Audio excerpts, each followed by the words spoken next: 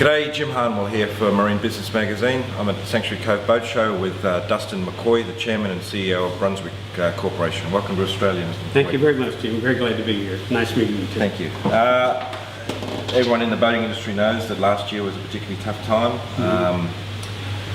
Mercury, well publicised, pretty tough time in America. Are you coming out of those tough times now?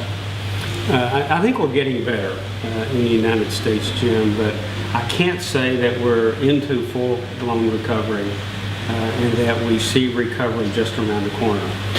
We had planned for 2009 to be down about 30%, and it turned out to be down about 30%. Our planning for 2010 is that we build our company and our cost structure around the industry being down about 10%. In the first quarter of 2010, the industry was in fact down about 20%. We were down about 17%. So while the rate of decline is less than it had been, we also got to deal with the fact that the industry is in a bit of a decline. That means controlling costs and doing all the right things are going to continue to be as important as ever. Australia as a country has come out of the GFC relatively well. Are you seeing our marine sector recording those same sort of positive results compared to the rest of the world? I think the marine sector, yes, has done better than the rest of the world. It was clearly down some, but not down anything like the rest of the world had been. And I think that's a tribute to the entire industry here in that it quickly adjusted cost and began to do the right things in order to move on through this global recession.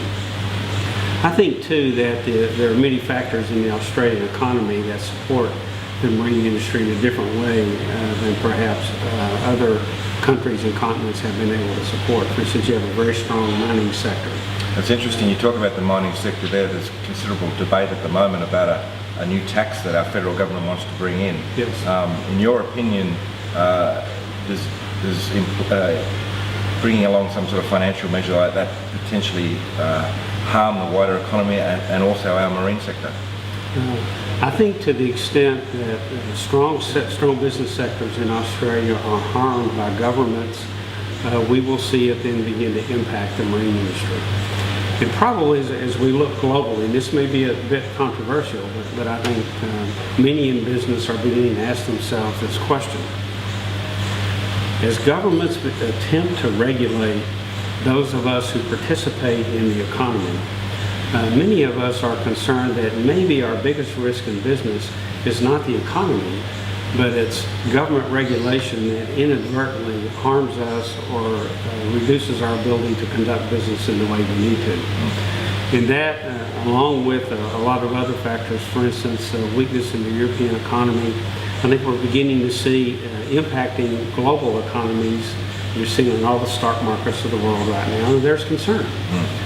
So our view is that as governments look at regulation, which may or may not be appropriate in all circumstances, we need to really work against the law of unintended consequences, because they could be dramatic, and recovering from adverse unintended consequences could be very difficult for all of us.